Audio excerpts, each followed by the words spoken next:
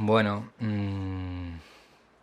digamos que soy de una familia concienciada y hasta cierto punto militante, pero no de una tradición militante de lo que se suele interpretar, ¿no? De lo que se suele entender. Como en toda familia en la mía, o en casi todas las familias españolas en la mía hay de todo, evidentemente. Gente que tira más de un lado y gente que tira más de otro, ¿no? Pero bueno, sí que mis padres, cada uno con su proceso, pues no les gustaba el franquismo, lógicamente, ¿no? Y cada uno a su manera, pues bueno, pues manifestaban su desacuerdo como pudieron, ¿no? En los años 70 sí que mi padre militó, mi madre también, pero el que era activista, el que era activo era más mi padre. No militaron en el PC, militaron en uno de los partidos que había entonces, Partido del Trabajo de España se llamaba. Que bueno, que algunos luego decían que era como una especie de PC en chiquitito, porque realmente, aunque por estas cosas de la época y por las cosas de la política tenía un lenguaje más radical y era mucho más bullicioso, digamos, en sus manifestaciones y en sus cosas, luego era bastante, o sea, seguía bastante las consignas del PC. A lo mejor las seguía con un tiempo de dilación, o sea, como que se lo pensaban un poco más, ¿no? Pero al final luego, pues bueno, pues aceptaban la situación que había, ¿no? O sea, por ejemplo, yo que sé, la Junta Democrática al final se metieron, al principio estaban en contra, luego se metieron, la Constitución al principio estaban en contra, luego pidieron el sí, etcétera, esas cosas de la época. Vamos, y de hecho hasta los dirigentes de ese partido años después reconocieron que sí, que es verdad, que es lo que hacían, vamos, que al principio criticaban mucho al PC, pero que luego realmente acaban haciendo lo que marcaba el PC, ¿no? Pero bueno. Bueno, aunque como te he dicho antes, la militancia, digamos, o la experiencia militante de familiar se circunscribió a los años de la transición, porque luego ya en los 80 se dedicaron nada más que a trabajar y a la crianza y tal. Sí que es verdad que, bueno, pues que la política estaba presente en mi casa, ¿no? Íbamos a manifestaciones y había debatillos, ¿no? Había debatillos pues con mi tía, con mi tío, había debates también en la panadería de mi barrio, ¿no? Que era un sitio muy peculiar donde se juntaba gente pues de todo pelaje, ¿no? Yo soy de Chamberí y pues te podrás imaginar que ya había gente de todo pelaje tirando más a un lado, lógicamente, que a otro. Pero bueno, pues ahí estaban mis primos, mi tía y el panadero que se llamaba Miguel, que era un tipo muy dicharachero, pues montaba ahí unas tertulias. Además él recibía varios periódicos, ¿no? Estaba suscrito a varios periódicos. Estaba suscrito al País, al Mundo, al ABC, a La Razón creo cuando salió también estaba suscrito. Entonces yo llegaba muchas veces ahí con mi madre o llegaba yo solo a comprar el pan y me leía, pues yo que sé, alguna columnita o algún editorial o alguna nota con, pues eso, con 15 o 16 años y ya pues estaba un poco al hilo de lo que Miguel el panadero discutía con los parroquianos, ¿no? Y bueno, esa era un poco, digamos, la atmósfera política un poco que yo podía palpar en la adolescencia y en la infancia también, porque ya te he dicho que de pequeños recuerdo, por ejemplo, con mucha nitidez haber ido a las manis anti-OTAN con 5 o 6 años debíamos de tener. Y tengo un recuerdo de una mani sindical que yo por la edad y tal creo que fue la mani de la huelga de diciembre del 88. O sea, por la composición así de lugar que me hago debe de ser esa mani. Eh, pero vamos, o sea, nosotros íbamos allí, no teníamos, mi hermano mellizo y yo íbamos, no teníamos ni idea de a lo que íbamos. Sencillamente íbamos allí y yo lo viví la verdad y el recuerdo que tengo de ese tipo de cosas era bastante festivo, o sea, como si fueras a una fiesta, vamos. Y las que la mani de la OTAN la recuerdo muy bien porque se quemaron luego como ninots de Reagan y tal, aparte de los carteles estos que había de Reagan con la cara de los visitantes de V y tal, que era una serie que nos flipaba en ese momento. Nosotros teníamos 5 años, ¿no? O sea, que estábamos flipados con V. Y claro, pues los carteles estos que aparecieron por mi casa, pues a mi hermano y a mí nos flipaban. Y lo del ninot este de Reagan quemándose y tal, y la gente saltando, pues a mi hermano y a mí, vamos, a mí sobre todo, a mí me parecía algo divertido, ¿no? O sea, era algo festivo. Y luego ya digo, lo de los debates y tal. Y luego, pues bueno, siempre me ha interesado la política, antes incluso que ser militante, me interesó la política y cuando supe que había una carrera que se llamaba Ciencias Políticas quise estudiar esa carrera. O sea, que tenía un interés en la política previo incluso a plantearme ser militante. Pues mi entrada fue en... bueno, tuvo su proceso, digamos, de aterrizaje, por decirlo de alguna forma. Eran los años de Anguita en Izquierda Unida y, bueno, pues Anguita tenía mucho tirón y en mi casa se discutía bastante de Anguita, de hecho. Recuerdo, por ejemplo, ir al mitin de cierre de campaña en las elecciones de marzo del 96, que yo no militaba todavía, de ir con mi madre y con mi tía.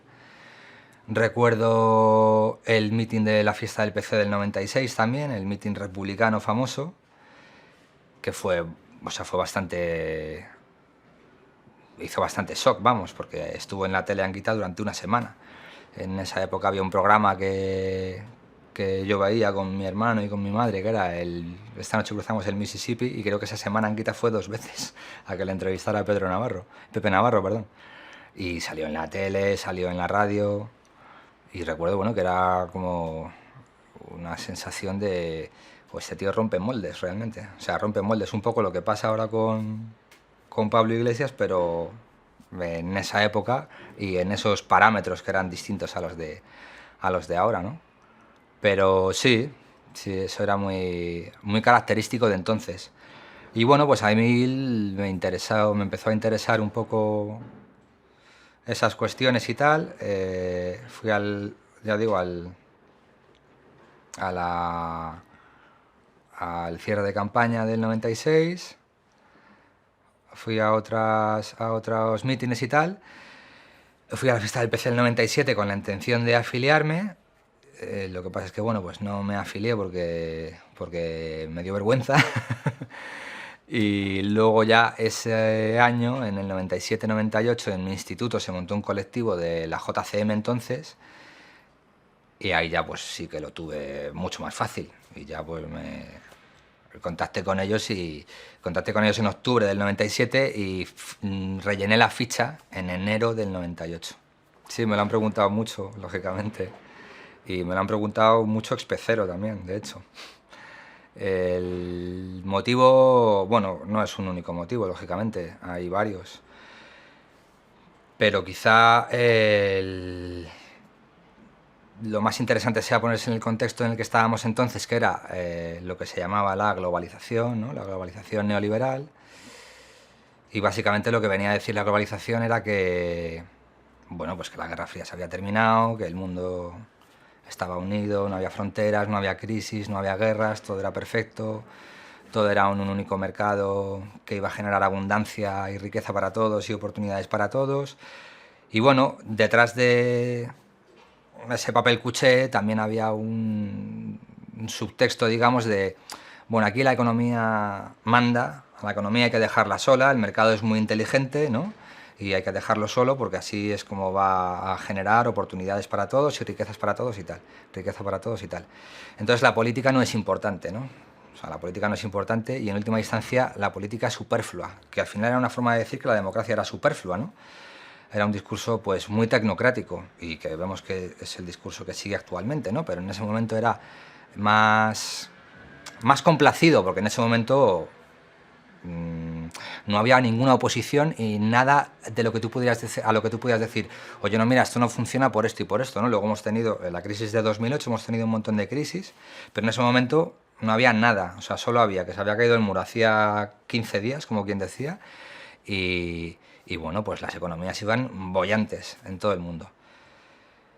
Entonces, claro, a una persona que se interrogara o que cuestionara ese estado de cosas y que dijera, bueno, yo creo que esto no está bien o que no estoy de acuerdo con eso o pienso que a contracorriente, que la política sí es importante, que la democracia sí es importante y que además la democracia no es exactamente esto, sino que es otra cosa, había muy poquitos sitios donde tú pudieras encontrar un discurso que se pareciera a eso. Y el PC era uno de esos sitios y además era uno de los sitios que en teoría más podían ofrecer en ese sentido, porque bueno, ofrecía una historia, es decir, una trayectoria, ofrecía organización, es decir, presencia, porque al final el PC seguía estando presente en en muchos sitios, aunque había mermado bastante su fuerza, pero seguía estando presente, personal y organizadamente. O sea, tú conocías a gente del PC, yo tenía 2 primos que eran del PC, y luego además pues sabía que en mi barrio había 2 sedes del PC y de Izquierda Unida, entonces tú más o menos tenías acceso al partido, ¿no? Y luego además pues como Partido Comunista tenía un pensamiento, una ideología, una teoría política que en principio podía servirte para darte alguna explicación o ayudarte a buscar alguna respuesta a los interrogantes que tú podías hacerte de los que he dicho antes, de decir, bueno, esto de que la política ya no importa, que ya solo importa la economía, ¿hasta qué punto esto es así?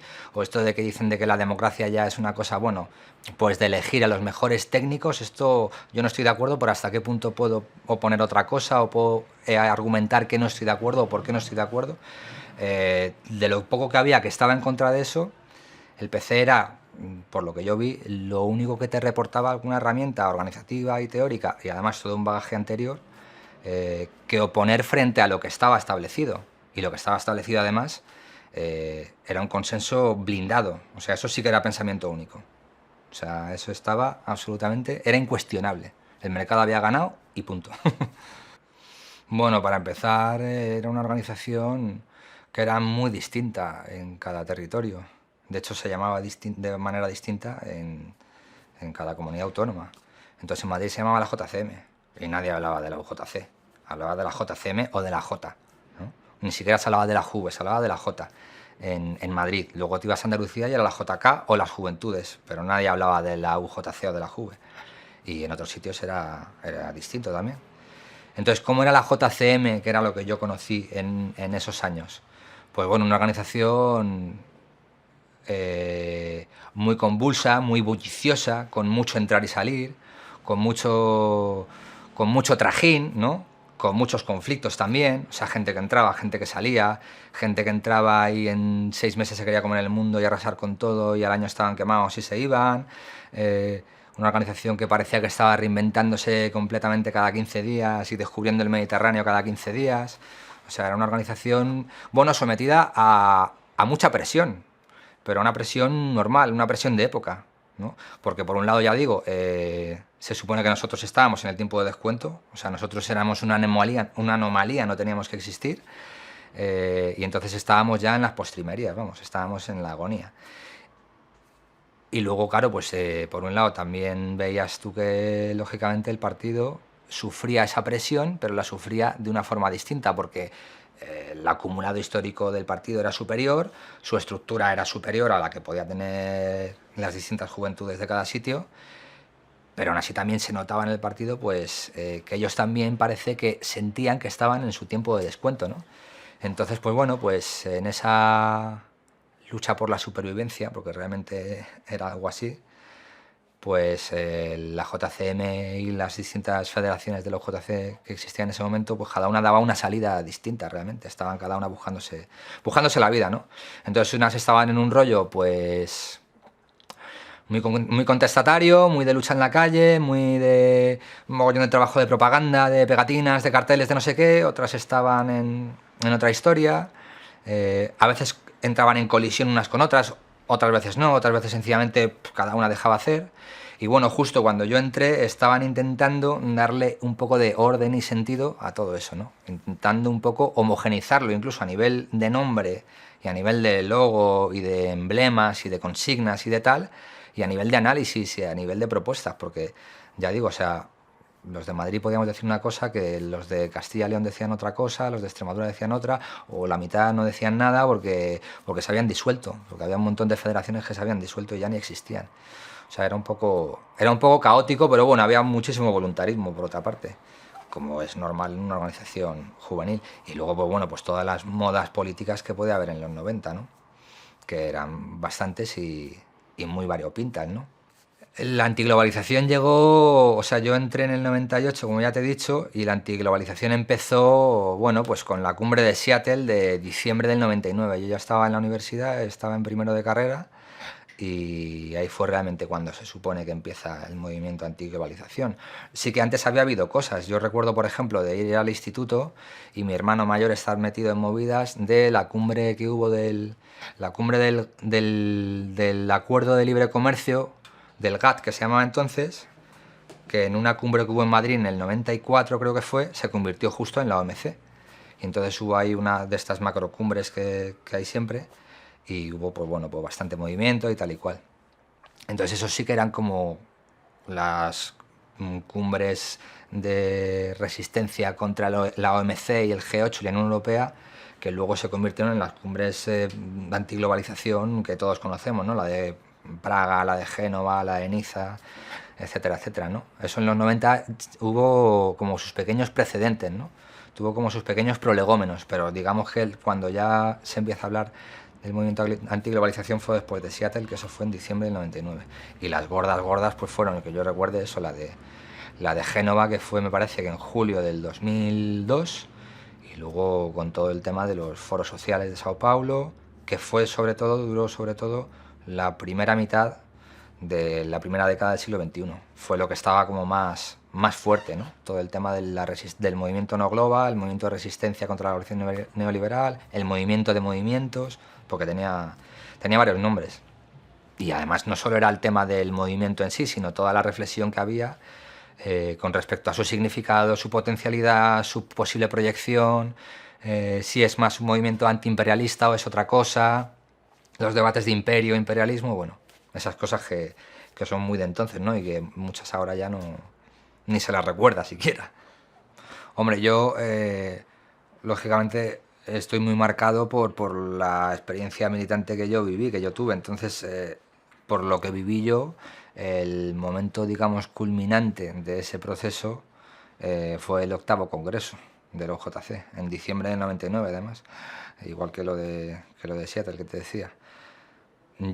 También es verdad que, claro, que como fue el primer congreso que yo viví, pues para mí es muy fácil asimilarlo como el primer congreso un poco que dices, no, mira, a partir de aquí es cuando empezó todo. Bueno, a lo mejor solo empezó para mí, pero en fin, el caso es que yo creo que también significó un antes y un después para la UJC, ¿no?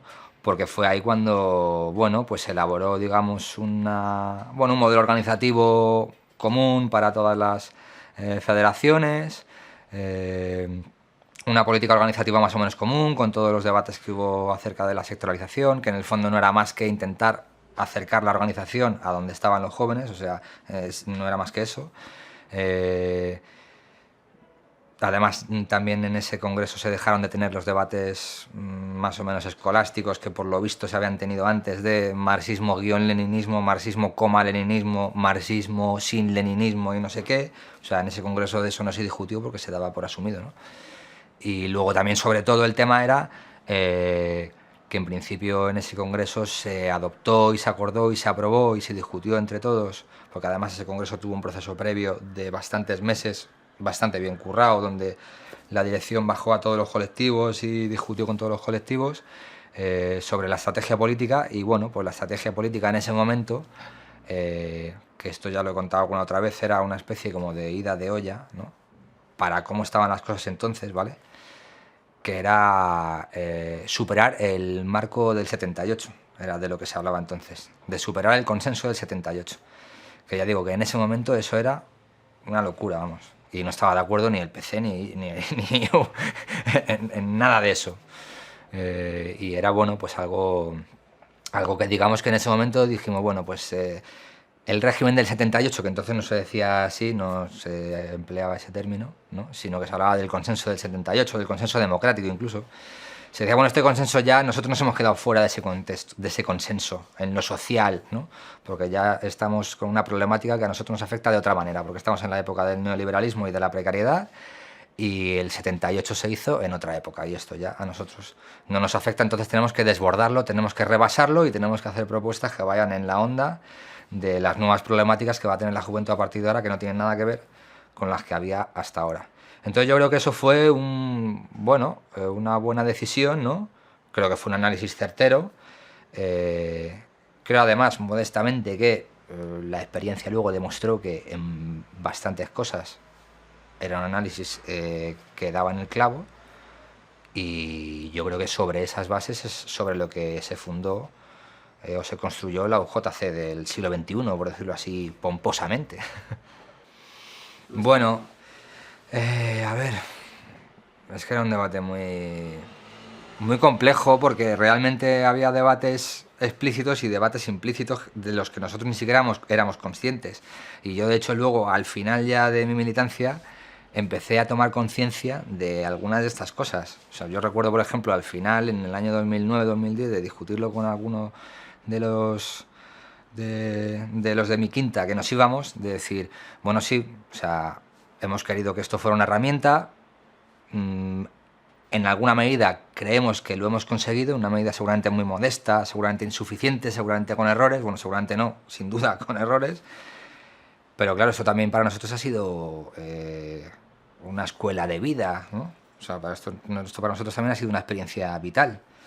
O sea, nosotros hemos hecho una herramienta, pero también hemos hecho una especie aquí como de comunidad. Hemos hecho una pequeña comunidad, ¿no? Y hemos convivido, ¿no?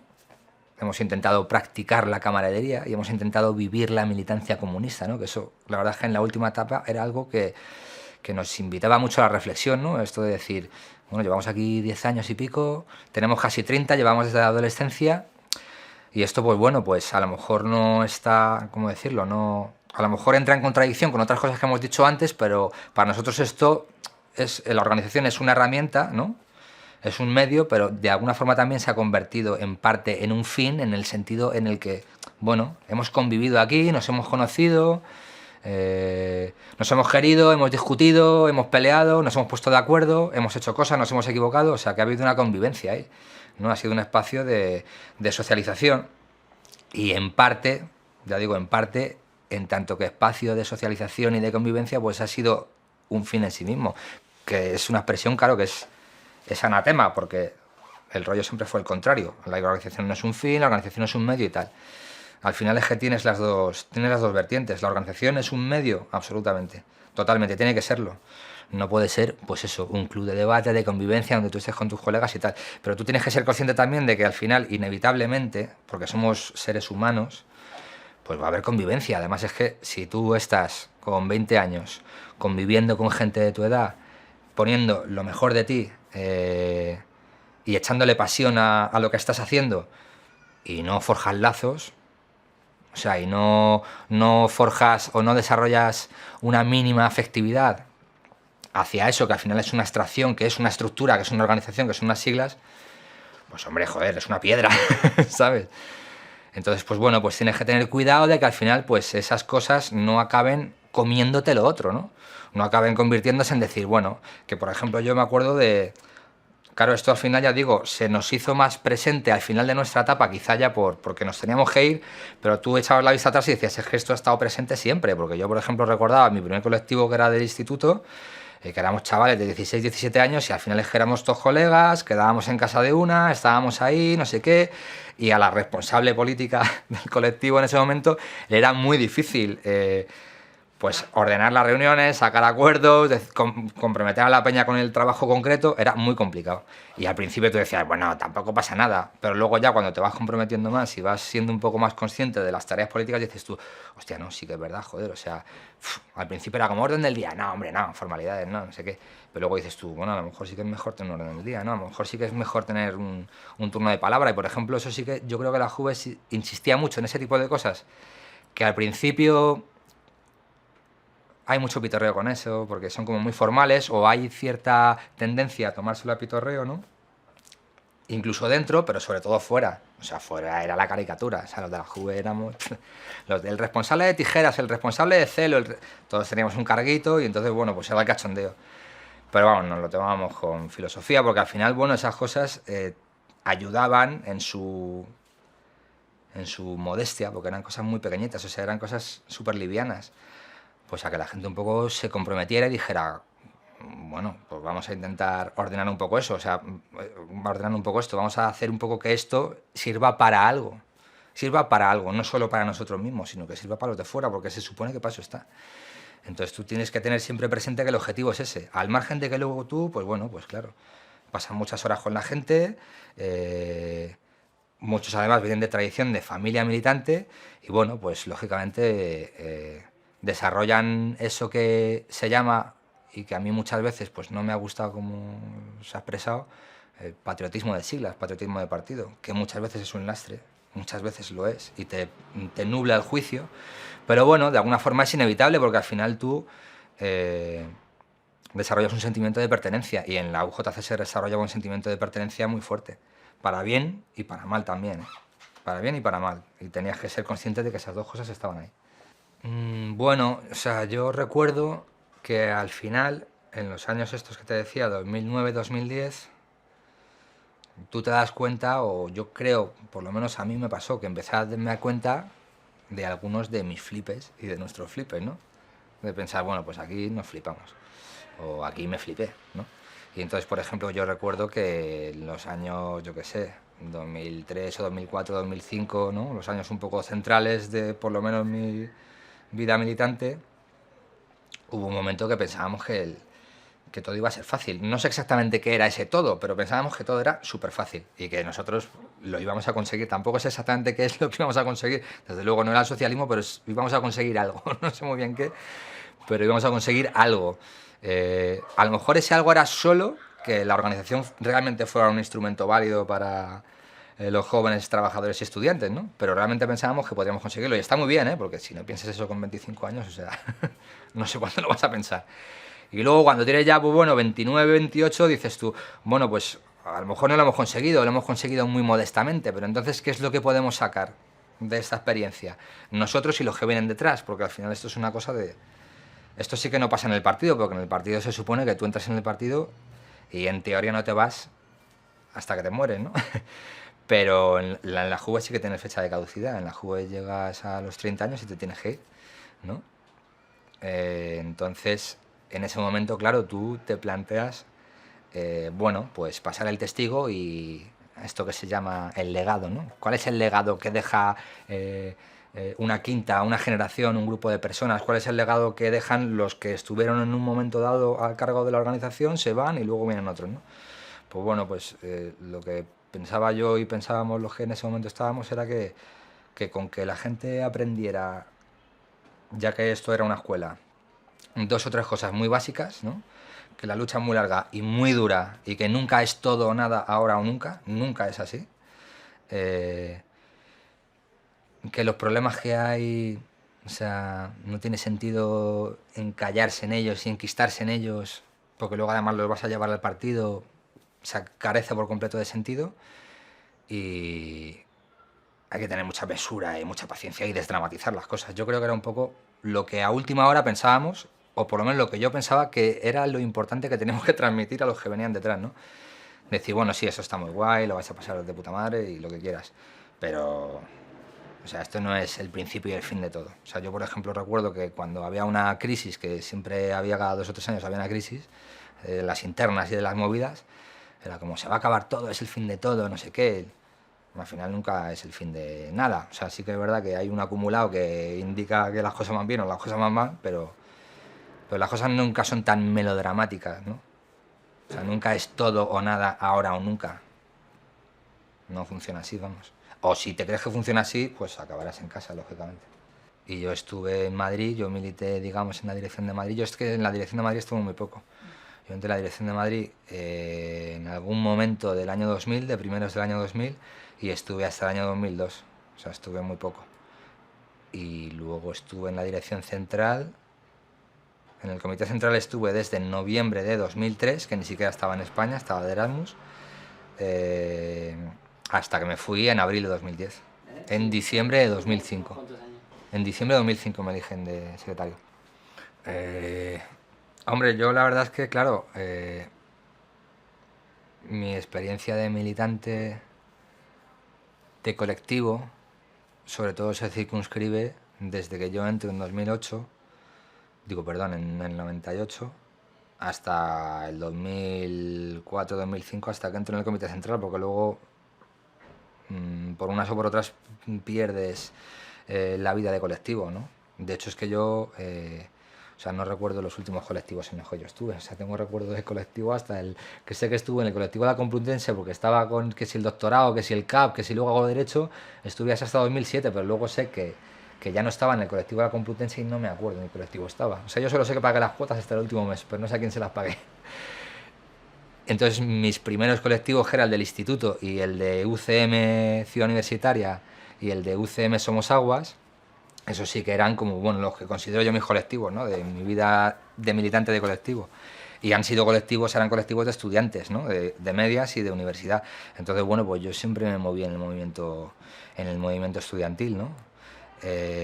Y claro, al final había un compañero, Sergio Mesa, un camarada, que decía que al final nosotros podíamos mantener una estructura en estudiantes porque realmente la universidad seguía funcionando como si fuera una fábrica. O sea, tú tenías grandes facultades que eran como fábricas donde a una hora, en un sitio por una puerta, iban a pasar 5.000 alumnos. Y entonces, pues bueno, pues tú podías poner ahí un puestito de propaganda o repartir panfletos o hacer una asamblea en el hall y tú sabes que cientos de personas te iban a ver y aunque solo fuera por estadística, alguno se iba a acercar, alguno. Entonces, claro, él decía, joder, claro, o sea, así es mucho más fácil. Lo que es difícil es cuando tienes que organizar, por ejemplo, a la juventud trabajadora, trabajando en precario, irte a todos los Pizza Huts, o a todos los Telepizza, o a todos los Burger King, o a todos los... Es imposible, y además que hay solo media docena, cada uno es de su padre y de su madre, cada uno tiene una problemática distinta. En la universidad o en el instituto, si había un conflicto, todos lo sabían y todos lo veían, porque lo estaban viendo y lo estaban viviendo, ¿no? Entonces, de alguna forma, bueno, pues era más fácil la labor de comunicación, de agitación y propaganda, que se diría, ahí era mucho más fácil y estructurar los conflictos también era algo más sencillo, aunque en España nunca hemos tenido organizaciones estudiantiles así grandes a nivel estatal, permanentes como ha habido en otros países o como hay en otros países, pero siempre había algo, siempre quedaba algo, ¿no? Entonces, bueno, pues la Juve allí siempre tuvo presencia. Yo viví más la época de, primero lo que fue el Brical, que eso solo duró un curso, el 99-2000, y luego ya sobre todo lo que fue la LOU, que fue los cursos siguientes, ¿no? Que lo de la LOU entró en todo el paquete de bueno, pues medidas liberalizadoras y mercantilizadoras de la segunda legislatura de Aznar, que fue la de la mayoría absoluta, ¿no? Y toda la contestación social que hubo en respuesta a esas medidas mercantilizadoras de Aznar, ¿no? Toda la reforma laboral y la huelga del 20J, aparte de todas las cosas del Prestige, movilizaciones contra Anzuategui, que era el delegado del gobierno que puso a Aznar en Madrid y que empezó a elevar a un grado que en ese momento no se había visto en muchos años la represión a los movimientos sociales en Madrid,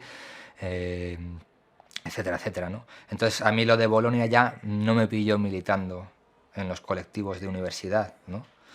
Pero sí que, claro, bueno, tú veías ahí que la UJC tenía una influencia importante, que tenía cuadros ahí dedicados, que tenía estructura y que tenía un discurso, ¿no? Mejor o peor, acertado o no acertado, pero bueno, tenías unas mínimas herramientas para hacer política, ¿no? Ahí sí que se notaba que había algo de herramientas, ¿no? Que había algo de influencia.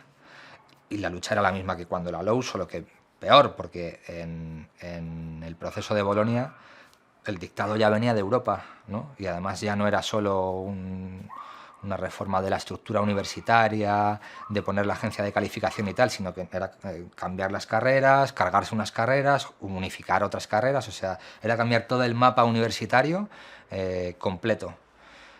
Y claro, era un envite muy fuerte, ¿no?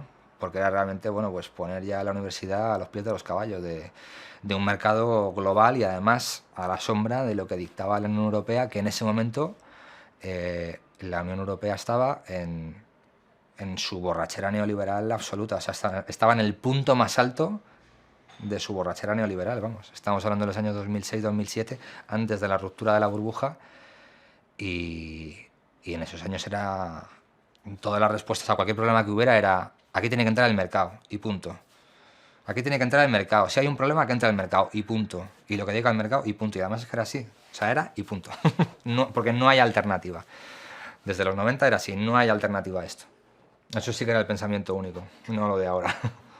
Hombre, el 15M ya a mí me pilló fuera de la UJC, desgraciadamente, porque esa fue una etapa que la verdad es que seguramente hubiera sido bonita de vivir en la UJC, ¿no? Todo lo de las grandes huelgas, el Festival Mundial en Sudáfrica. Sí, eso estuvo tiene pinta de que estuvo bien, ¿no? Que lo que estuvisteis allí, pues lo aprovechasteis. Pero, hombre, nosotros podríamos decir, y de hecho lo decíamos, que el capitalismo iba a colapsar, pero es que, bueno, o sea, haciéndonos un poco la autocrítica, pues llevamos diciéndolo hace 150 años, ¿no? Entonces, o sea, y es verdad y es mentira, o sea, es decir, el capitalismo colapsa cada cierto tiempo, pero luego siempre se reinventa, ¿no? Eso hay que reconocérselo, ¿no? Tiene esa cualidad, ¿no?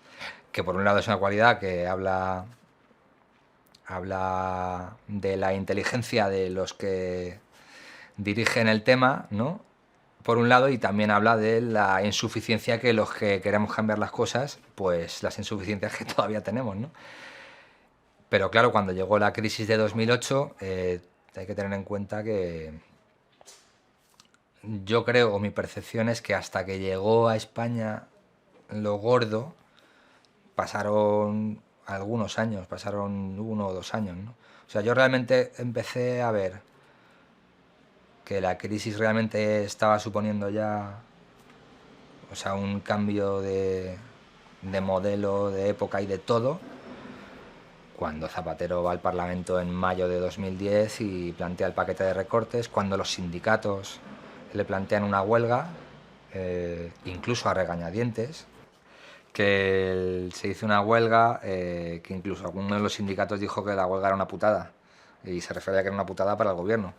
Entonces, pues bueno, pues eso te da un poco la medida de que la situación estaba cambiándole los esquemas a todo el mundo. Y luego fue en enero, además, creo, para mí fue un punto bastante sintomático también. En enero, febrero de 2011 ya, la huelga creo que fue en octubre, salió un acuerdo del gobierno con los sindicatos acerca de las pensiones y tal, ¿no? Y yo recuerdo la sensación de mucha frustración y de mucho hartazgo en la gente, de decir, esto no está bien, o sea, esto tiene que estallar por algún lado, porque no es normal que se esté, o sea, que por abajo la cosa esté como está y por arriba la cosa estuviera en plan que haya paz, aquí no pasa nada, lo del plan E y no sé qué. Y bueno, pues de estas cosas que pasan, que esa sensación pues no solo la teníamos 4 o 5, sino que una sensación muy extendida. Y eclosionó en el 15M, del que se cumplen ya en 10 días, 12 días, se van a cumplir justo 10 años. Que eso ya sí que marcó completamente otra... O sea, eso sí que fue un parteaguas, o sea, ya inició otra época distinta. Pero allá yo no estaba en la UJC, o sea que yo no puedo hablar como UJC de esa otra etapa, que fue ya completamente distinta. Eso ya era otro juego. Bueno, hombre, tanto en el plano personal como en el político y mezclándolo todo un poco, ¿no? Haciendo batiburrillo. Es muy gratificante cuando tú te comprometes en una tarea colectiva y sale. Eso es muy gratificante. Y las primeras veces que lo haces, dices, oh, esto está bien. Y además al principio son cosas muy tontas. A lo mejor es hacer un acto, hacer una mani, todo el engranaje que suponía el espacio de juventud de la fiesta del PC, ¿no? Bueno, pues eso al principio dices tú, hombre, esto como que funciona, ¿no? Y luego ya, pues bueno, pues ya más adelante es cuando ves las dificultades, ¿no? Porque, volviendo a las dobleces que decía antes, esas cosas están muy bien, las mani, los actos y tal. Todas las cosas de consumo interno, bueno, pues al final son inevitables, tienen su público, que somos nosotros mismos, por lo tanto nos gustan mucho a nosotros y tal. Pero bueno, pues son insuficientes, ¿no? Y entonces tienes que ir a las cosas que se dirijan a otro público y a veces pues es muy complicado, muy difícil. Y ahí es donde entran las frustraciones, claro, ¿no?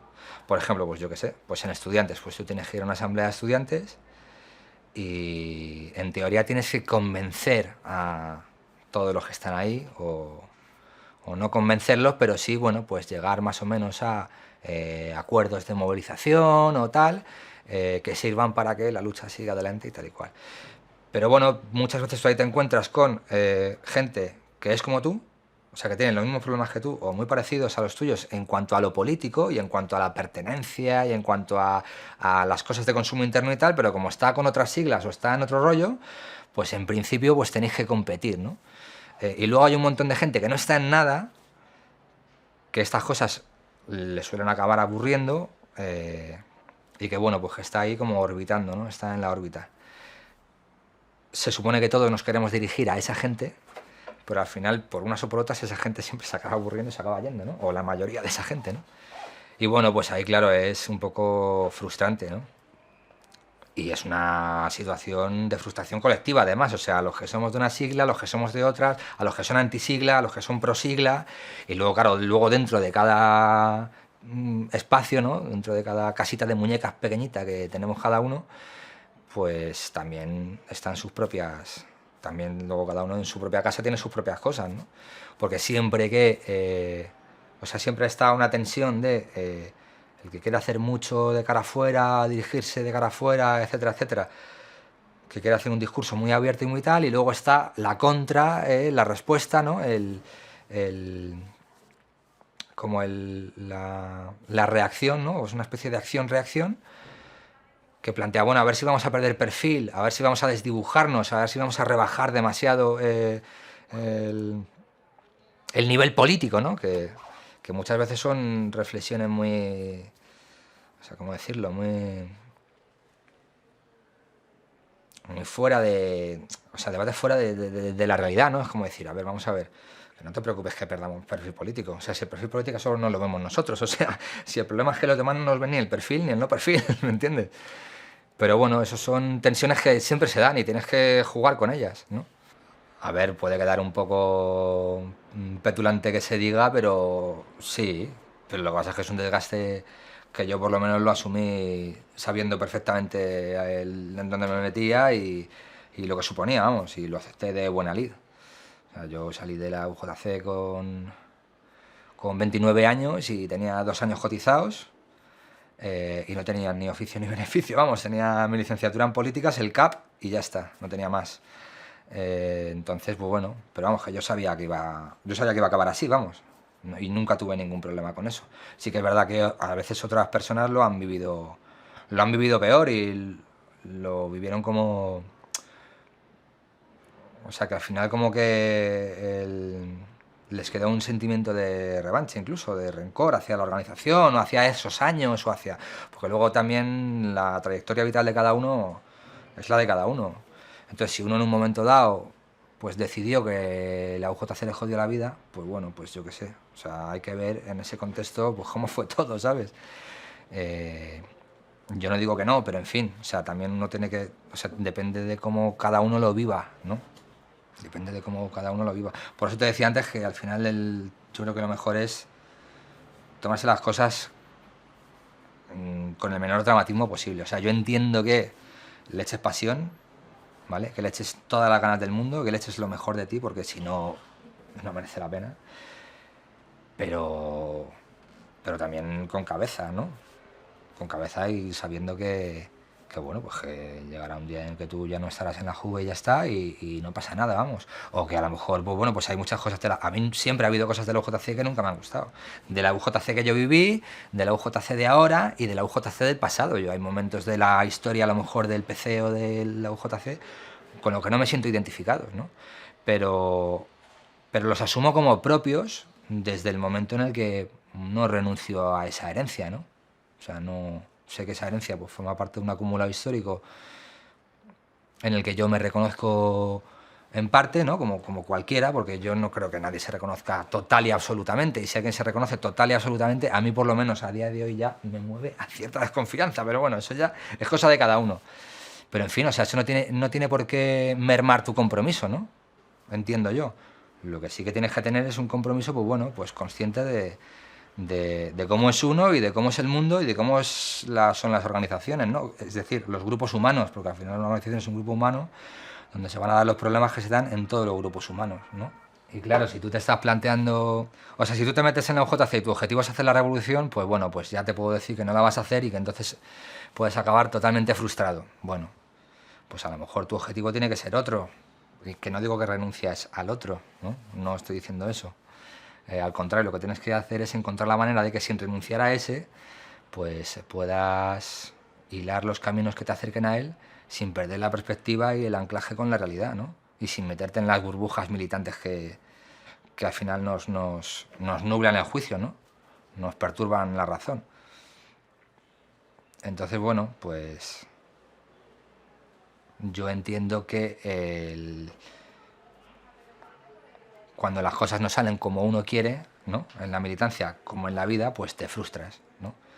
Y lidiar con la frustración, pues no es fácil, ¿no? La propia organización, en tanto que colectivo, tendría que ayudarte a superar esas situaciones, ¿no? A veces ayuda, sí que es verdad, a veces no. Igual que las inseguridades, o sea, hay gente que entra en la Juve pues con muchísimas inseguridades y luego a lo mejor pues la propia militancia pues le dota de herramientas para superarlas, ¿no? Porque bueno, porque el trabajo, la militancia al final tiene mucho de exposición pública, ¿no? Seguramente te va a tocar hablar delante de la gente, o presentar un documento, o hacer algo que te expone a una reprimenda o a una censura social, ¿no? Te expones a que tu grupo de colegas te dicen, pero tú qué haces ahí si estás perdiendo el tiempo, si sois cuatro, o te expones a que a tus padres no les gusta, pero luego también venía mucha gente a lo mejor a militar que no era de familias de izquierda, sino todo lo contrario, ¿no?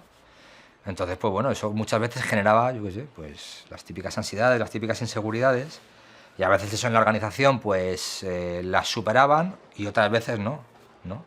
Y a veces sí que es verdad que la organización, en función de, claro, de los grupos humanos que se van forjando ahí, ¿no? Porque en un colectivo tú puedes tener una vida determinada y hay un ambiente X, y en un órgano de dirección, una ejecutiva, hay otro grupo humano y las dinámicas son distintas, ¿no? Pues bueno, pues a veces encuentras ámbitos que uno puede florecer más, ¿no? Y otros ámbitos en los que puede florecer menos, ¿no? Y hay ambientes más hostiles y otros más amables, ¿no? Yo creo que la gracia está en tener en cuenta eso, en saberlo y en lidiar con eso. Porque no es algo que te vaya a pasar solo en la Juve, es que te va a pasar con tu grupo de colegas, te va a pasar con tu familia, te va a pasar con tu trabajo, te va a pasar en cualquier cosa. Lo que pasa es que, bueno, pues por determinadas circunstancias a veces es luego muy fácil pues echar pestes y decir, no, es que eso era una mierda porque yo qué sé, porque esto por lo otro. Bueno, en algunos casos sin duda fue así, o sería así. En otros pues no sé. Pues habría de todo, porque en todas partes hay de todo. ¿Y cómo viviste el cambio de militancia de la Juve al partido? A ver, como te he dicho antes, yo empecé a militar en el partido, digamos, a ser un elemento activo, porque yo tenía el carnet del partido desde el año 2001 2002, que nos afiliamos, los colectivos de universidad, nos afiliamos todos a la agrupación de universidad, igual que nos habíamos afiliado a la Asamblea de Universidad de Izquierda Unida, ¿no? O sea, yo ya era militante, pero no era un elemento activo, ¿no? Entonces yo empecé a militar en mi barrio, en Chamberí, y ya digo, estaba todo el tema de... Empezó justo el tema del 15M, las huelgas contra los recortes, luego enseguida fueron las elecciones donde ganó Rajoy, más huelgas, las marchas, etcétera, etcétera. Y bueno, la sensación era, pues lo que te he dicho antes de la frustración, pues era un poco frustrante porque yo por lo menos tenía la sensación de que no estábamos bien situados, que estábamos perdiendo un tren y que en fin, que no estaba siendo eficaz lo que estábamos haciendo. Ni lo que estaba haciendo yo, vamos, tampoco es que yo estuviera partiéndome el lomo. Pero bueno, o sea, sí que había una sensación de decir, bueno, aquí estamos, o sea, se está esto... También es verdad que había mucho flipe, igual que he dicho que había flipes en los años 2003, 2004 y tal, había mucho flipe en 2011, 2012, hubo mucho flipe. Pero sí que es verdad que, vamos, que no la habíamos visto más gorda nunca en ese momento. Hasta ese momento no la habíamos visto más gorda en nuestra vida. Y yo creo que en 40 años no se había visto otra, ¿no? Y bueno, pues yo pienso que no estábamos siendo eficaces, vamos, ¿no? En lo que es el trabajo de, bueno, pues de organizar el conflicto, de darle respuesta a las necesidades concretas y de intentar sacar una proyección de a dónde podía ir eso y del papel que nosotros teníamos que jugar dentro de esa proyección, ¿no? Creo que no teníamos no tuvimos visión a corto y por tanto no teníamos una actuación eficaz, o sea, no teníamos visión a largo y por tanto no teníamos una actuación eficaz a corto, ¿no? Sí, claro, sí, incluso más allá, o sea, yo recuerdo, por ejemplo, eh, o sea, cuando digo que con la crisis y con el 15M se abrió otra fase, otra etapa, ¿no? De crisis económica y crisis política, que eso, por ejemplo, era algo que en los debates internos en el PC y en IO era muy conflictivo, porque no había un reconocimiento claro de que estábamos en una crisis política, una crisis de las instituciones, de la representación, una crisis de los partidos, bueno, lo que se llamaba una crisis de régimen. No había un reconocimiento claro de que eso fuera así, o había un reconocimiento pero no se sacaban las consecuencias o las conclusiones que se tenían que sacar de eso, ¿no? Entonces, bueno, era todo como una especie de quiero y no puedo, ¿no? De ni lo uno ni lo otro, ¿no? O sea, por un lado, en el día a día todo era crisis de gobierno, o sea, la crisis se mantenía a nivel de gobierno, este es un mal gobierno y hace falta un buen gobierno, y luego, pues por otro lado, en la calle o en las movilizaciones lo que había era, no es un problema de gobierno, porque había un rollo más parecido al que se vayan todos, lo que ha fallado es algo más que el gobierno, o sea, lo que ha fallado es más profundo, está más en la raíz, ¿no? Entonces es lo que él se decía, el problema es el régimen del 78, ¿no? Y lo que devino de eso, bueno, pues ya lo sabemos, fue toda la explosión de Podemos y demás. Y yo recuerdo, por ejemplo, que en los primeros años 14, 15 de Podemos, que era un Podemos muy distinto al que luego fue, por unas cosas y por otras, ¿no? El discurso que tenía entonces Podemos, yo creo que, por ejemplo, tuvo tanto arraigo y tuvo tanta extensión y supo aunar a tanta gente, por ejemplo, de mi quinta y de quintas inmediatamente anteriores o inmediatamente posteriores, porque mucha gente se sentía reflejada, representada, identificada, pero de formas muy peculiares, te quiero decir. Has dicho tú antes lo de la ruptura del consenso del 78. Bueno, en un principio Podemos está hablando de romper el candado del 78. Entonces, pues cualquiera que viniera de una militancia en la UJC, esa música le podía sonar bien. Pero es que luego además tenía esa gente que no había militado en la UJC o que habían militado 10 minutos en la UJC y que luego habían estado en yo qué sé, movimientos antiglobalización, en movimientos de liberación de espacios y tal, que había otras cosas que decía Podemos que le recordaban a su vez a cosas que ellos decían en ese momento. Es decir, que había un lenguaje, o Podemos, por ejemplo, en ese momento tenía un lenguaje en el que podía dirigirse a varios sectores de, bueno, pues de activistas o del activismo, seguramente sobre todo madrileño, porque sí que es verdad que siempre ha lastrado un discurso muy madrileño, pero por eso tuvo mucho empuje en ese momento, ¿no? Y mucha capacidad de atracción, ¿no? Con esto que te quiero decir, que en ese momento no es solo que los que viniéramos de la UJC pudiéramos sentirnos reconfortados porque la historia nos estaba dando la razón, sino que mucha gente de muy distintas procedencias del activismo y de no el activismo se podían sentir que, bueno, pues que de alguna manera lo que estaba pasando era algo que ellos venían diciendo desde hacía algún tiempo. Pero incluso, por ejemplo, a gente que venía de los años 70, ¿no? Y se les podía ver en el 15M y se les pudo ver luego en Podemos. O sea, gente de los años 70 que a lo mejor que habían sido muy activistas en los años 70 y que luego se descolgaron por el tema del desencanto, ¿no? Que era a su vez la decepción que ya se tuvo, la frustración que ya se tuvo. Pues cuando la promesa de democracia de la transición pues devino en algo que a muchos sectores del activismo del antifranquismo no les satisfizo, y esos sectores que habían estado a lo mejor 20 o 30 años, no a lo mejor en modo pasivo, pero sí en un modo pues muy en segunda línea a lo mejor, o muy decepcionados, de repente se reactivaron y se reilusionaron, ¿no? O sea que en ese momento mucha gente se activó y se sintió identificada, ¿no?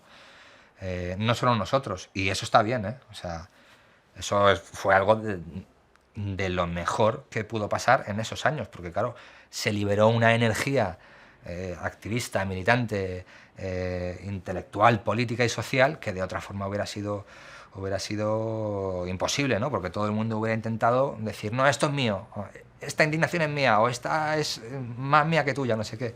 Ahí, bueno, pues hubo un momento breve, pero hubo un momento en el que la cosa fue de todos, ¿no? De alguna manera. Y por eso adquirió la dimensión que adquirió. Si no hubiera sido imposible, vamos.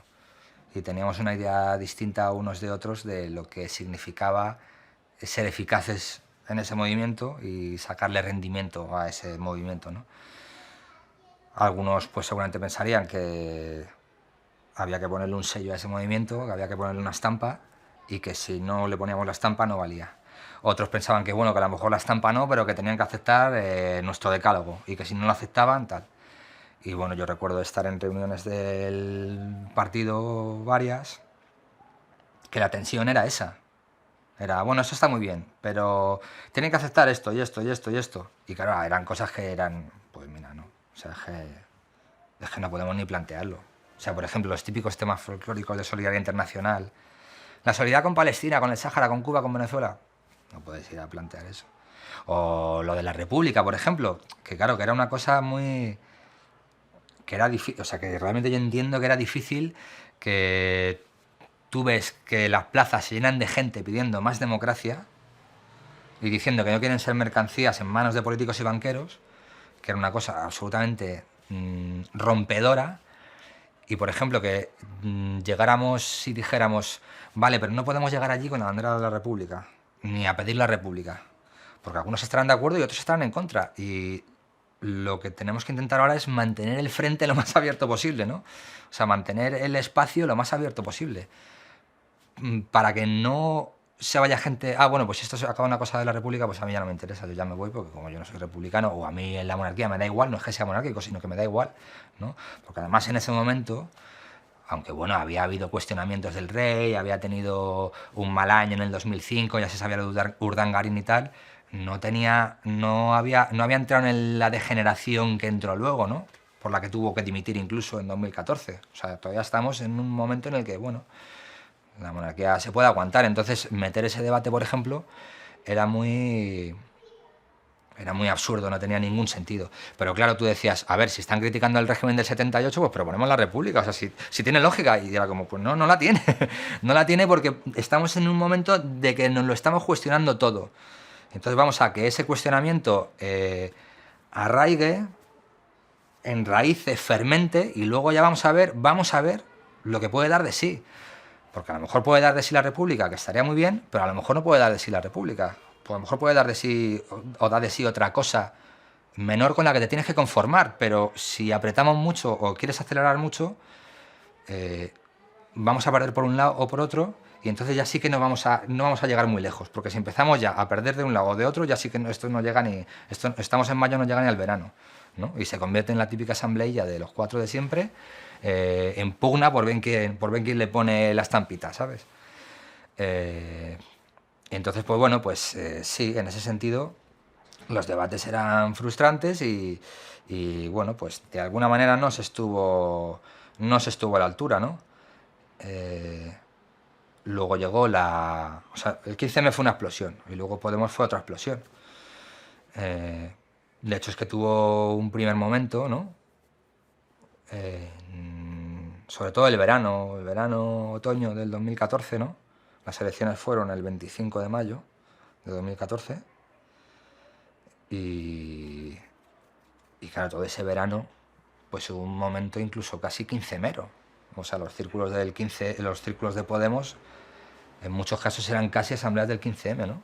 Yo no estuve en ninguna, pero mi hermano mayor estuvo, mi padre estuvo. O sea, había una efervescencia, había un ambiente, un clima de, bueno, o sea, vamos a ver qué es esto, nos podemos comprometer en esto, por dónde va a ir esto, ¿no? Y muy parecido a lo que fue el 15M, que se acercaba gente a las asambleas de los barrios a, bueno, a ver qué pasa, ¿no? Y durante ese primer momento, ese discurso del primer Podemos, pues por eso llegó a tanta gente y tuvo tanto público, ¿no? De muy distintas quintas, la vuestra, la mía, ya digo, los que venían de los 70, los que venían de los 80, etcétera. Lo que pasa es que, bueno, pues bueno, tomó los caminos que tomó, ¿no? Y Y bueno, yo creo que sobre todo el camino, digamos, clave fue que se conformó como un partido, a lo mejor no al uso, pero sí con las suficientes cosas al uso como para empezar ya a perder por un lado y por otro, ¿no? Lo que pasa es que, claro, había llegado a tanto y había movido tanto y había tocado una tecla tan por dentro, tan profunda, que, que claro, es que eso, o sea, hasta que el suflé bajaba, todavía iba a tener mucho momento de auge, ¿no? Y bueno, además que claro, que yo no... O sea, yo no quiero decir que tenga la solución de nada, pero evidentemente en un primer momento, pues bueno, pues la dirección de Podemos en ese momento, que eran los 5 de Villaverde, era, ¿no? ¿Dónde fue la...? ¿Fue Villaverde? Vista Alegre. Vista Alegre, Vista Alegre. La dirección de Podemos pues pensó que eso era lo correcto. Tenía una legitimidad enorme para plantearlo y además tenía, digamos, precedentes para considerar que estaba en lo cierto, con lo cual, pues bueno, pues esa fue la decisión que tomó. Entonces, eso en lo que concierne a mí, ¿qué puedo decirte? Bueno, curiosamente, y además es que lo supe hace relativamente poco, yo dejé de ser un elemento activo en el partido precisamente en ese momento, ¿no? Y sigo pagando la cuota y recibiendo Mundo Obrero, pero voy a alguna manifestación cuando me cuadra, pero no soy un elemento activo, vamos, no soy un militante. Vamos, de hecho, con lo que nosotros considerábamos militancia en la UJC, ¿no? El concepto de militante que nosotros trabajábamos en ese momento, porque era un concepto que trabajábamos, ¿no? Según ese concepto yo no sería militante, no soy militante, ¿no? Soy un cotizante. Entonces, lo que a mí respecta, ya digo,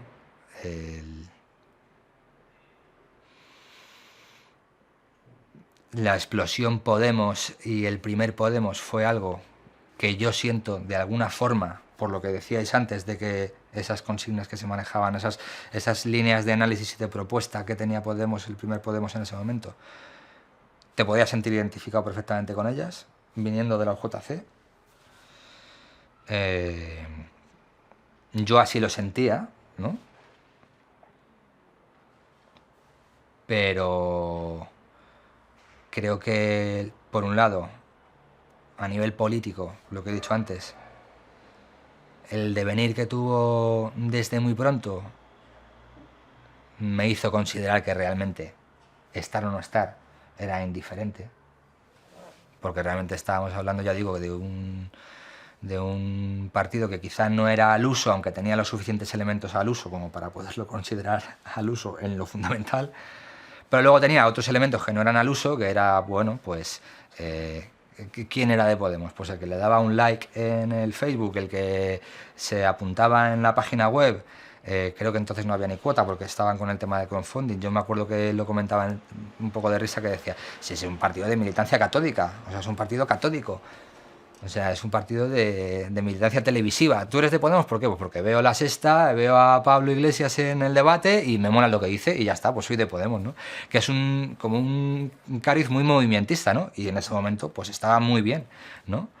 Y por eso digo que le dio tanto arraigo y tanta extensión. Lo que pasa es que luego con eso estaba, conviviendo con eso estaba, pues bueno, pues las...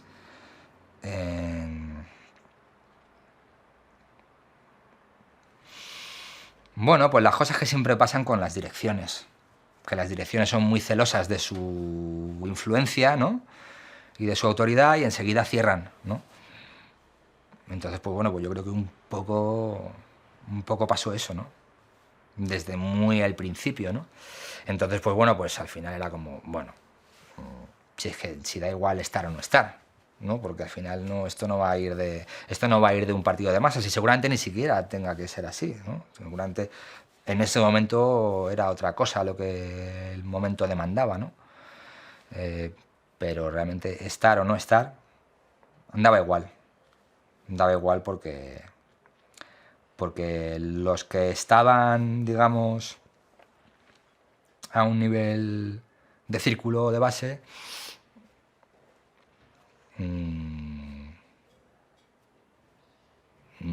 su impacto, digamos, en, en las decisiones políticas era relativo y era cuestionable, ¿no? Por un lado tú puedes pensar, claro, yo provengo de una tradición de organizaciones y estructuras muy delimitadas y muy definidas, donde hay una clara diferencia entre el que está dentro y el que está fuera, ¿no? Para bien y para mal, porque muchas veces tú estás dentro y tienes una perspectiva, y claro, sí, tú ves las cosas desde dentro y las ves desde una forma, y muchas veces te molesta que los de fuera te digan, no, es que esto no tiene sentido, y dices tú, joder, es que tú dices eso porque estás desde fuera, porque si lo vieras desde dentro, y eso muchas veces es cierto, ¿no? Pero otras veces el que estás equivocado eres tú, porque el que estás fuera de la realidad, el que estás en la burbuja, eres tú. Que eso, que la pelea interna, bueno, a nadie le gusta y es un engorro. Y bueno, pues muchas veces por la pelea interna salen cosas que no tendrían que salir. Y no me refiero a que salga una política en vez de otra, sino que muchas veces salen refritos de una política y la otra que no significan al final nada, ¿no? Para contentar a unos y a otros al final acabas haciendo ahí refritos que no entiende nadie y que no significan nada. Pero bueno, con todo y con eso, pues bueno, pues era una forma de hacer organización pues que yo entiendo que en determinadas circunstancias y de una determinada manera, pues bueno, es más o menos válida, ¿no? Y la otra forma de organización por la que optaron, ¿no? Tampoco era solo en la primera asamblea, ¿no? Sino luego en las sucesivas y tal. Bueno, no sé, no es que no me convenciera a mí, sino que creo que no tenía... Bueno, pues que creo que tampoco iba a ser eficaz para lo que demandaba el momento, ¿no? O sea, estábamos yo creo todavía en un momento de abrir y de mantener todo abierto y bueno, pues enseguida otra vez a cerrar, ¿no? Que yo lo entiendo, o sea, que es algo casi automático en las direcciones, o sea, cerramos, controlamos y contamos indios, ¿no?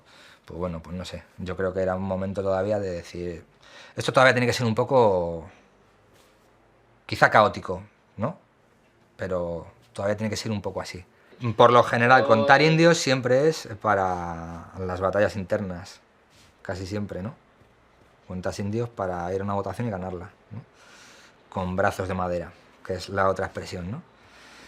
O contas indios para una negociación, ¿no? Se supone. ¿Tú a quién representas? O sea, seguro que, por ejemplo, cuando han negociado el gobierno o cuando se negocia un gobierno, cuentan indios. ¿Cuántos diputados pones tú? Pues yo pongo 30, pues yo pongo 110. Pues ya está, ¿no? Y es lo que hay. Y eso valdrá en una negociación de un gobierno, de un convenio o de una dirección de un partido, ¿no? Pero en el contexto que te lo estaba diciendo antes de contar indios y tal, lo decía como una metáfora de lo que significa, bueno, el cierre. En plan de... Aquí están los que son de Podemos y los que no. Y además, como desde la propia dirección de Podemos en ese momento estaban poniendo muy el cierre precisamente en nosotros, precisamente en los de IU, PC y tal, era como, no, o sea, vosotros no. Si queréis, vosotros, de uno en uno, en fila y con el carnet en la boca. Pues entonces era como, bueno, pues mira, pues hombre, no sé, ¿sabes? Que me parece muy guay lo que habéis conseguido, lo que estáis moviendo y tal, ¿sabes? Creo que era necesario, ¿sabes? Pero en fin, o sea, tampoco... Porque además es que es que replicar los errores replicar los errores que hemos criticado, que hemos visto que ya no funcionaban, por mucho que luego no tengas cuotas, hagas crowdfunding, por mucho que luego no tengas carnet, o sea, por muy televisivo que sea la afiliación, el mantener la frontera, dibujar ya la frontera entre los que sí y los que no. Bueno, perdona, te digo una cosa también, que aparte, claro, o sea, a nivel político, pero a nivel personal también, que os decía antes, por lo que os he dicho también, es difícil irse de donde te quedan amigos, ¿no? Donde te queda gente a la que admiras, ¿no? Gente a la que respetas y irte a un sitio, bueno, que consideras también un poco propio, ¿no? Un poco tu casa, realmente, ¿no? Un sitio en el que incluso has sido feliz, ¿no? En algunos momentos. Es difícil. Y yo, bueno, pues entiendo que también tendrá que ver un poco con cómo es cada uno, ¿no? Para algunos sería muy fácil, Y para otros pues no es tan fácil, por mucho que luego a nivel de la lógica estratégica puedas decir, bueno, pues realmente nuestra estrategia no ha funcionado y la estrategia de los otros pues sí es correcta o sí está funcionando, ¿no? O sea, por mucho que tú puedas racionalmente decir, pues eso, pues es así, ¿no? Luego también está la reflexión emocional de decir, bueno, pues es así, pero en fin, o sea, tampoco voy a aportar mucho al otro lado e irme de aquí, no sé, no tiene tampoco, o sea, irme para irme al otro lado, que no voy a aportar nada, o sea, tampoco tiene sentido, ¿sabes? Bueno, claro, es que habéis preguntado a gente ya mayor, ¿no? Creo. Bueno, yo tengo que decir que yo sí he dudado, realmente, pero no de ahora. O sea, yo he dudado siempre y de todo, pero eso ya es el carácter de cada uno. Entonces yo, por ejemplo, recuerdo una conferencia que hubo en Madrid de la JCM en enero de 2001, creo que era. La conferencia de los 27, creo que la llamábamos o algo así. Le pusimos algún nombre folclórico para hacernos más llevadero el hecho de que esa conferencia había sido un absoluto fracaso, ¿no? Porque esperábamos ser 60 o 70 y fuimos 20 y pocos. Y recuerdo que allí nos habló una camarada veterana de Carabanchel y que nos contaba eso, pues que llevaba militando desde antes de la guerra, en la JSU tal, y que ya en el partido para siempre, y no sé qué, no sé cuántos, ¿no? Yo tenía entonces 20 años tenía. Y yo recuerdo de pensarlo, de decir, no sé si me veo así. Y lo pensaba en ese momento, ¿eh? También porque ya digo, era un contexto, bueno, pues de algo que nos había ido mal, ¿no? Habíamos intentado hacer una conferencia después de una enésima crisis, ¿no? De relanzamiento y nos había salido mal. Y bueno, pues la frustración que te decía antes, ¿no? Joder, porque esto salió mal, con lo que con lo que te lo has currado, has llamado a todo el mundo te ha dicho que va a venir, todo el mundo te ha dicho que ha salido los documentos, todo el mundo te ha dicho que tal, que van a preparar enmiendas, que no sé qué, que van a hacer una dirección, que se van a comprometer, y luego de eso pues no sale ni la cuarta parte, o sea, sale una sexta parte. Pues bueno, pero yo sí que me acuerdo, por ejemplo, en ese momento pensarlo, de decir, joder. Y también, bueno, pues de verlo muchas veces, de ver, yo qué sé, de ver en las sedes, en la central o en otras, en las de los barrios y tal, y ver ahí a los supermilitantes de 50, de 60, de 70 años, que te mueven, a muchos te mueven a la admiración porque son de admirar, vamos, y de respeto porque algunos tienen biografías impresionantes, pero muchas veces de decir, lógicamente, los contextos vitales y históricos no son los mismos y no lo sé. No sé si acabaremos así o no. Y además, sobre todo, claro, porque bueno, ahí entra en juego mi contexto vital e histórico.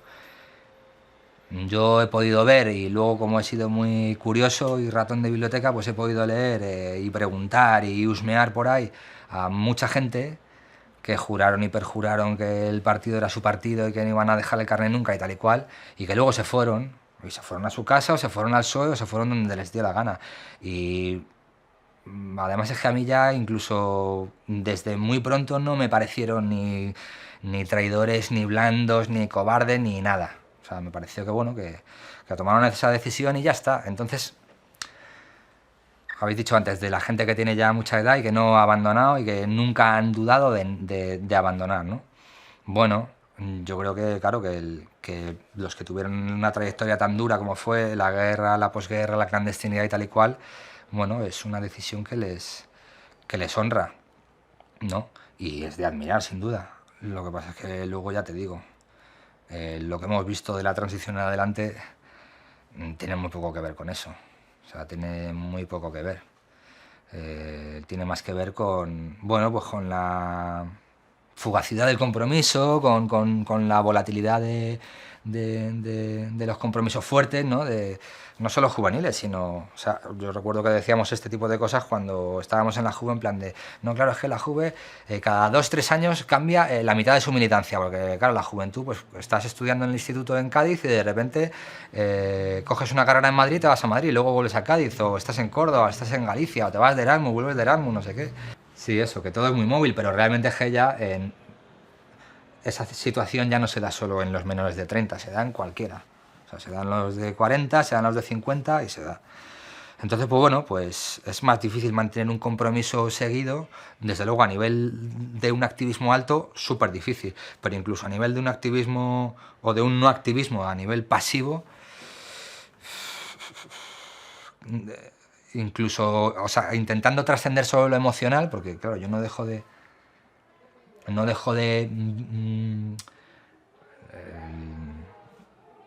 o sea, yo lo racionalizo lógicamente como una... O sea, que yo mantenga el carné por una cuestión afectiva o emocional, lo racionalizo como un error político a nivel político, ¿no? Como una falta.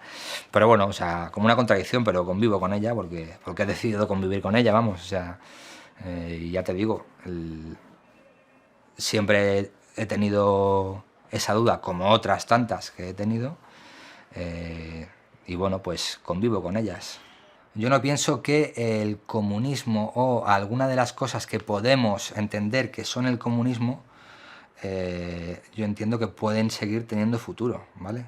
Otra cosa son otras cosas, ¿vale? O sea, es que aquí habría que matizar a muerte. O sea, para empezar, no podemos hablar de... O sea, el comunismo, para empezar, es polisémico, ¿no? O sea, es un movimiento político, es una teoría política, es un sistema político, es una tradición política, ¿no? Entonces, como sistema político, el comunismo, pues bueno, pues fue un sistema que hubo en determinados países a lo largo del siglo XX, que sigue habiéndolos ahora en 5 países en el siglo XXI, y que bueno, pues que está muy mal visto, es muy criticado y que hay hay un consenso amplísimo de que es malo y es un fracaso, ¿vale? Por ahí poco hay que rascar, ¿no? El comunismo como teoría política, pues bueno, pues tienes el marxismo, pero no solo el marxismo, tienes un montón de pensadores no marxistas que se mueven en una orientación comunista, ¿no? En ese sentido, pues sigue habiendo... hace poco hubo un congreso de nuevos comunismos, que estaba el CICEC y un montón de pensadores hablando de marxismo y de no marxismo, ¿no?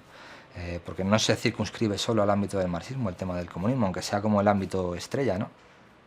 Sea como la teoría estrella dentro del conjunto de teorías que pueden ser catalogadas como comunistas o incluso socialistas, si hablamos en términos genéricos. Porque luego al final el muro se cayó para los comunistas, pero se cayó también para los socialistas y los socialdemócratas. O sea, que eso también fue el drama, y ellos también tienen que arrostrar lo suyo, pero bueno, en su caso es distinto porque no tienen la mochila que tenemos nosotros, ¿no? Es distinta. Pero entonces nosotros nos referenciamos y somos de matriz tercerista, ¿no? De la Tercera Internacional y la Revolución de Octubre. Vale, muy bien. Yo ya lo he dicho antes, o sea, yo no digo esto lo borro, con esto me quedo, esto lo quito. O sea, esto es como tu vida misma. O sea, habrá momentos de tu vida misma donde te sientas más identificado, donde digas, aquí lo hice bien, y otros momentos de tu vida que digas, es que no parezco yo. O sea, no me siento identificado, no me veo, no me reconozco, ¿no?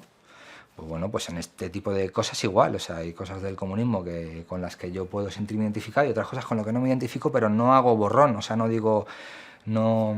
O sea, asumo todo eso como parte de un bagaje, ¿no?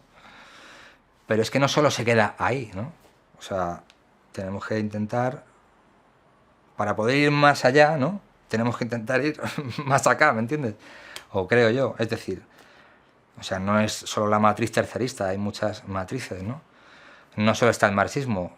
En la segunda mitad del siglo XIX había pensadores socialistas en sentido genérico, metiendo comunistas, anarquistas, socialistas, etcétera, de lo más variopinto y de lo más plural, ¿no?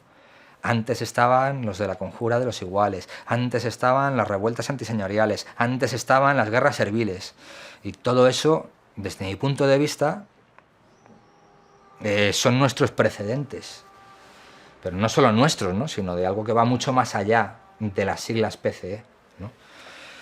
Entonces, el comunismo o algo que podamos identificar con el comunismo tiene sentido y tiene futuro en la medida en la que sepa convertirse en un eslabón, en otro eslabón de esa cadena que es de siglos o incluso de miles de años, ¿no? La lucha contra la opresión, el reparto de la riqueza y del poder, básicamente, ¿no? Y ahora estaríamos, bueno, pues intentando construir otro eslabón de esa cadena, ¿no? Con los problemas actuales, intentar proyectarlo hacia el futuro.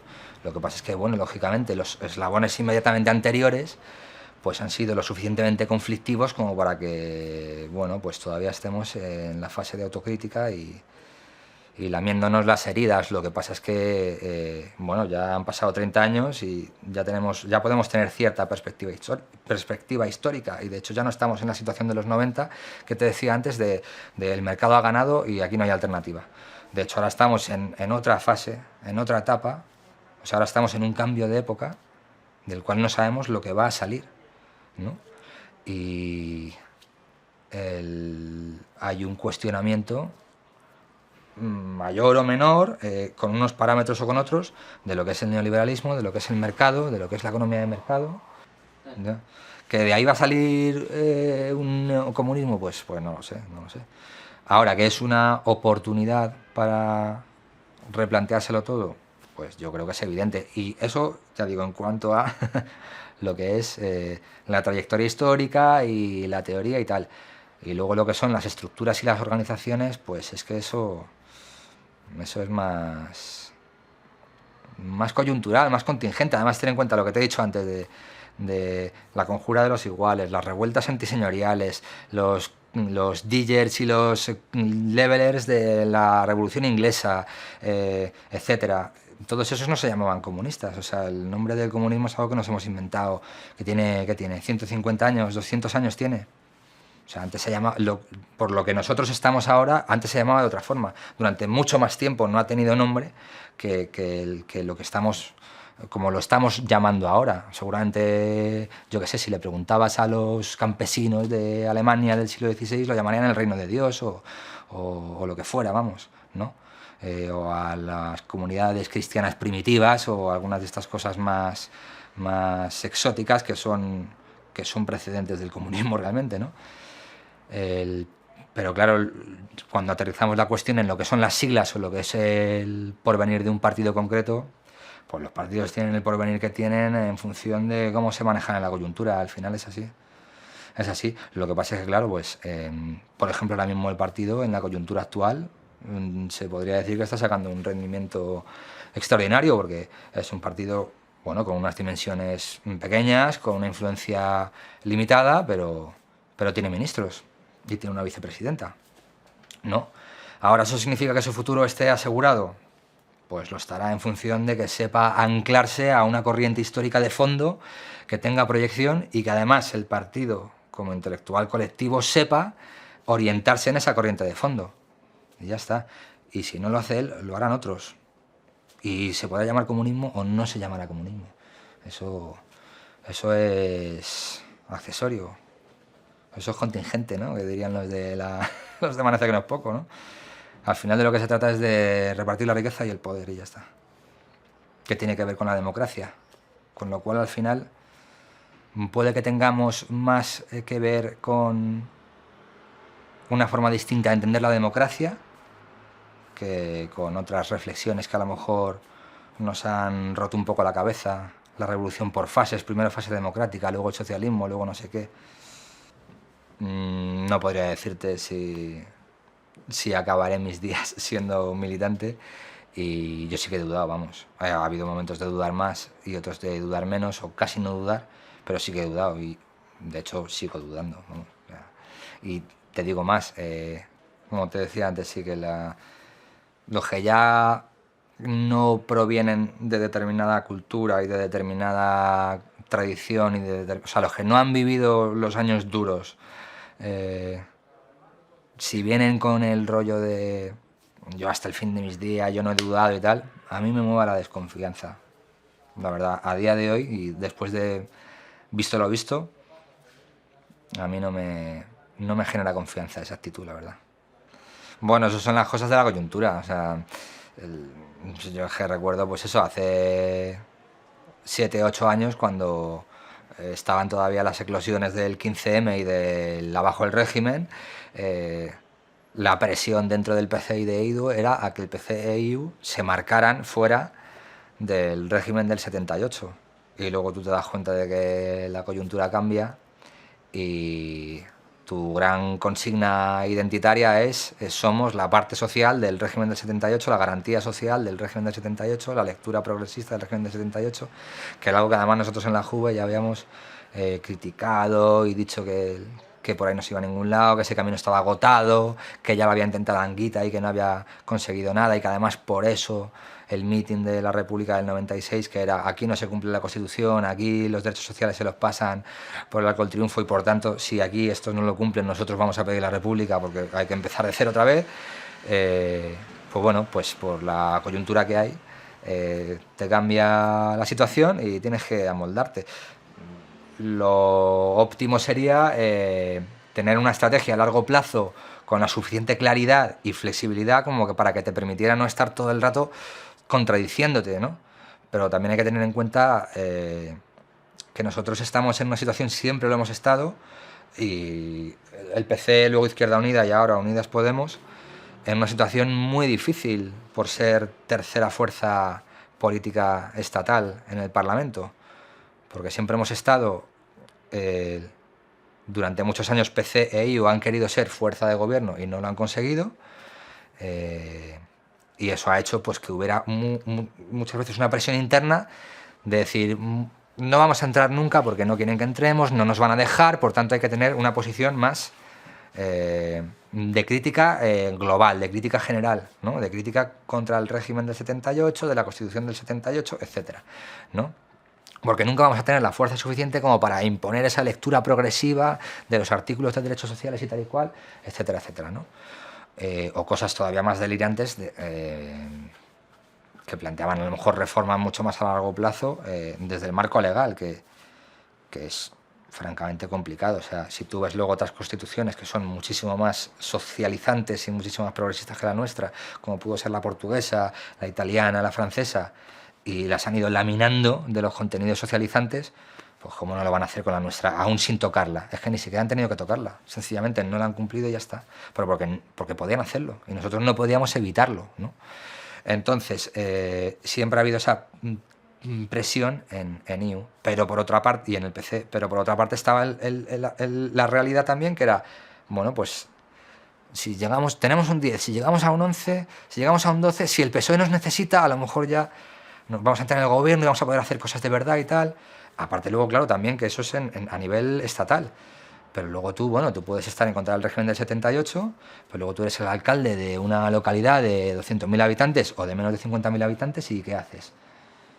Tienes que hacer cosas, ¿no? Tienes que gobernar. ¿Y ahí qué vamos a hacer? ¿No? Pues son las cosas de la política, ¿no? Que tienes que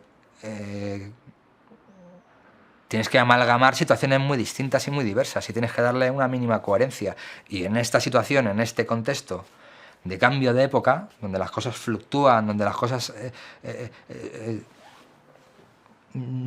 llegan, se desarrollan, florecen y desaparecen a velocidad de vértigo, muchas veces es muy difícil mantener la coherencia de la línea, ¿no? Por eso hay que tener más visión a largo plazo que nunca y menos dramatismo que nunca, o sea, menos un rollo de ahora nunca, todo nada, no sé qué, etcétera, etcétera, ¿no? Y con mucha mesura, sin renunciar a nada, pero con mucha mesura. Entonces nosotros ahora, pues bueno, sí que hemos caído en esa contradicción, ¿no? Hace 5 años estábamos diciendo, y además es que hay documentos, diciendo nos consideramos fuera del régimen del 78, desde este momento no nos consideramos vinculados a... Y 5 años después estamos diciendo, firmamos en la Constitución del 78, somos la garantía de que se va a cumplir en lo social, no sé qué, todo eso que se puso ahí tiene que ponerse en práctica y tal. Bueno, son las contradicciones. También yo entiendo que nunca habíamos estado donde estamos ahora, nunca. Que es donde tantos y tantos quisieron estar antes, ¿no? Y no pudieron, ¿no? No supieron o no llegaron, ¿no? Entonces, pues bueno, son situaciones inéditas, ¿no?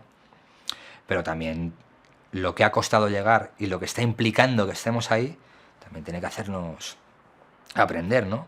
Es decir, que puede que nuestra posición en los 90 y los 2000 es de hay que romper con todo porque nunca nos van a dejar hacer nada que suponga un cambio real, pues es posible que fuera un cierto flipe, ¿vale? Pero por otra parte, sí que había algo de razón en que van a hacer todo lo posible para que no entres y todo lo posible para que no cambies nada. Eso lo estamos viendo, está pasando, pasa y va a pasar. Y si tuviéramos más presencia, o incluso si se hubiera dado el sorpaso en su momento, etcétera, pues imagínate lo que estaría pasando. O sea, si han movilizado todo lo que han movilizado para impedir que Unidas Podemos estuviera en el gobierno, etcétera, y todavía sigue la campaña, no la campaña, porque no es algo mediático, es algo estructural, o sea, es el aparato del Estado jugando contra ti. O sea, el aparato del Estado identificándote como elemento extraño y haciendo todo lo posible por expulsarte de ahí, ¿no? Pues si eso lo hace cuando tenemos que un 12,7% y 4 ministerios de 22 o 23, o sea, yo no quiero ni imaginarme lo que estaría pasando si hubiéramos llegado a hacer un sorpaso o algo así, ¿no? O sea, imagínatelo. O si mañana, yo qué sé, nos despertamos locos y decimos, vamos a pedir un referéndum de la República, por ejemplo. Bueno, pues seguramente acabaríamos en Yarondens, donde está el otro, ¿no? Acabaríamos todos allí, ¿no? O dónde está el Junqueras. Pues acabaríamos en Alcalá con nosotros. Que al final hay que tener mucha paciencia, que es una virtud revolucionaria, todo el mundo lo sabe. Hay que tener mucha mesura y hay que intentar desdramatizar un poco. Pero desdramatizar en todos los sentidos, es decir, desdramatizar nuestra relación con el marxismo, desdramatizar nuestra relación con las experiencias socialistas del siglo XX, desdramatizar nuestra relación con el PSOE, o sea, desdramatizar nuestra relación con, yo qué sé, con nuestra propia simbología, o sea, ir un poco de tranquis, o sea, porque ya digo, o sea, con todo lo que hemos visto, con todo lo que ha llovido y con todo lo que ya hemos vivido y no hemos vivido nada, porque bueno, o sea, yo tengo 40, todavía me queda algo de carrete, ¿no? Es como para que aprendamos un poco, ¿no? Digo yo, e intentar transmitírselo a los que vienen detrás, ¿no? A los que intentan ahora comprometerse por un cambio real y un cambio profundo, ¿no? No sé, eso es lo único que se me ocurre. Los retos son los de siempre, intentar entender el mundo e intentar para cambiarlo a mejor. En todo lo que se salga de esa matriz, ¿no? Pues bueno, pues son debates muy entretenidos, muy bonitos, muy frikis, muy folcloristas, a mí me encantan, son súper divertidos, pero al final no tienen mucha incidencia. Algunos son muy prácticos, sí, porque hay que saber en dónde nos equivocamos, pero o sea, hacer de algunos debates el ser o no ser, no tiene sentido. Y el problema es lo que te decía antes del tiempo de descuento, que se me ocurre ahora. El problema del tiempo de descuento es que seguimos en el conflicto entre el ser o no ser. O sea, hasta que se cayó el muro teníamos una idea de lo que éramos, podíamos gustar más o podíamos gustar menos, y después hemos dejado de tener una idea de lo que somos y por lo tanto para lo que valemos. Por eso luego los debates en los PCs, y no solo en el español, en el portugués, en el griego, en el francés, en los italianos que vinieron después, se convirtieron en debates muy existencialistas y muy autojustificativos, o sea, de decir, no ha pasado nada, siguen habiendo cosas por las que luchar y seguimos aquí, seguimos en la lucha y tal. Y sí, bueno, sí, pero no podemos obviar que ha pasado algo, ¿no? Entonces, sí, tenemos que entender lo que ha pasado, pero sobre todo tenemos que entender lo que está pasando, ¿no? Y sobre lo que está pasando, operar para poder orientarnos hacia donde queremos ir o hacia donde creemos que hay que ir, ¿no? Y bueno, pues me han pasado ya 30 años y no lo hemos conseguido de una manera ya rotunda. Y ahora estamos nosotros con el subidón de la experiencia de gobierno, pero en Italia estuvieron en el gobierno en el 98, en el 99, en el 2004, creo, en el 2005, por ahí, estuvieron en el gobierno el Rifondazione i Comunisti Italiani, el PCF estuvo en el gobierno en el 97-98, Edón, Aquela estaba en el gobierno en Chipre, es decir, o sea, ha habido experiencias de gobierno y no se ha hecho la revolución, tampoco se ha hundido el mundo, tampoco se han abierto las aguas y se ha caído el país en cuestión en el abismo. Bueno, pues entonces a lo mejor las cosas no son tan dramáticas, ¿no? Y tenemos que tener más visión a largo plazo y más mesura, ¿no? Sin renunciar a nada.